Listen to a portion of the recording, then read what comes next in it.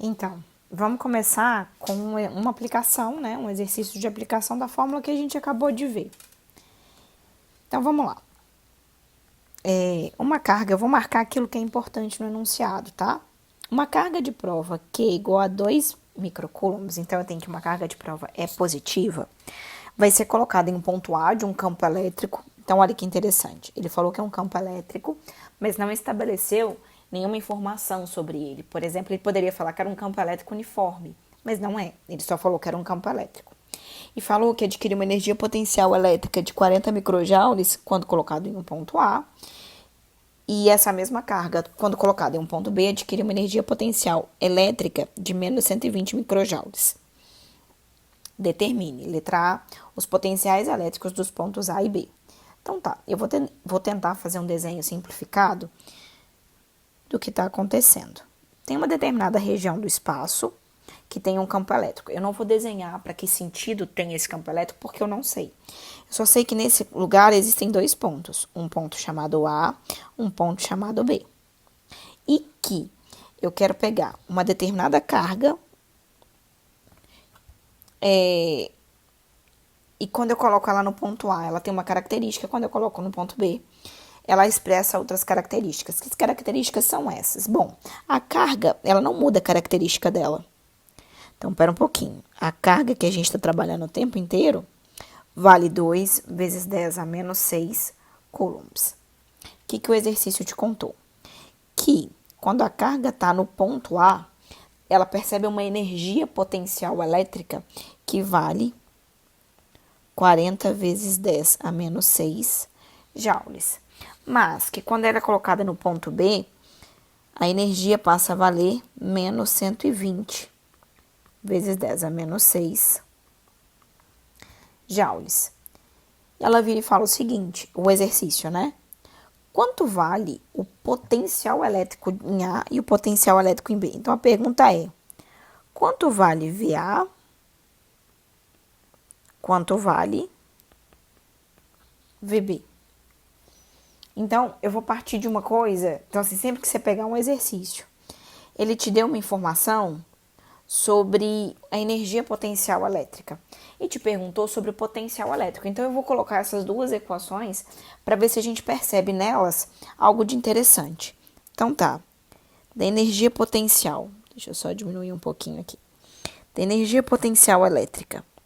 Qual é a fórmula que a gente tem? Que é a constante vezes carga geradora vezes carga de teste, dividido pela distância entre elas.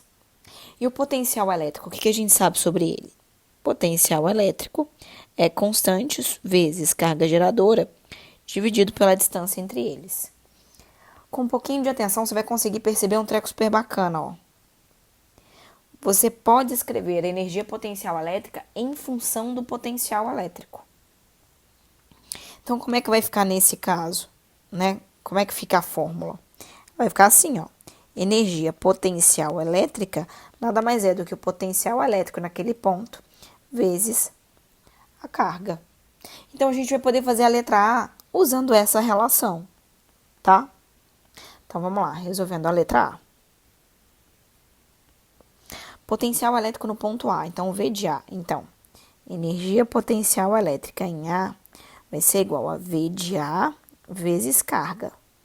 Quem é energia potencial no ponto A? 40 vezes 10 a menos 6. E isso é V de A vezes a carga, que é 2 vezes 10 a menos 6. Então, quem é o seu V de A? V de A vai ser 40 vezes 10 a menos 6, dividido por 2 vezes 10 a menos 6. Simplifica, simplifica. A sua V de A vai valer 20 volts. Bom, então eu vou fazer o mesmo raciocínio para calcular a V de B. Eu vou falar que a energia potencial em B pode ser escrita como o potencial em B vezes a carga. Essa daqui valendo menos 120 vezes 10 a menos 6. V de B é o que você quer descobrir. A carga valendo 2 vezes 10 a menos 6. Então, quem é o seu V de B? O seu V de B vai ser menos 120 vezes 10 a menos 6, dividido por 2 vezes 10 a menos 6. Simplifica, simplifica. Consequentemente, o seu V de B aí, valendo menos 60 volts. Pronto, fiz a letra A. Agora eu vou para a letra B. Letra B fala o seguinte: o trabalho da força elétrica, quando a carga Q' de menos 5 microcubos, então ele trocou a carga Q. A carga Q utilizada para responder a letra A é uma. Para responder a letra B, eu vou usar uma outra carga Q, tá? Então, sempre atenção a esses pequenos detalhes que vocês ficam muito inseguros na hora de responder. Então, se for com calma, se ler com atenção, dá certo. E aí, ele agora quer pegar essa carga e levar do ponto A até o ponto B. Bom, existe uma relação entre trabalho e energia. E é o que nós vamos usar agora. O que eu vou te mostrar, né? Além de trabalho e energia, a gente tem uma relação com diferença de potencial.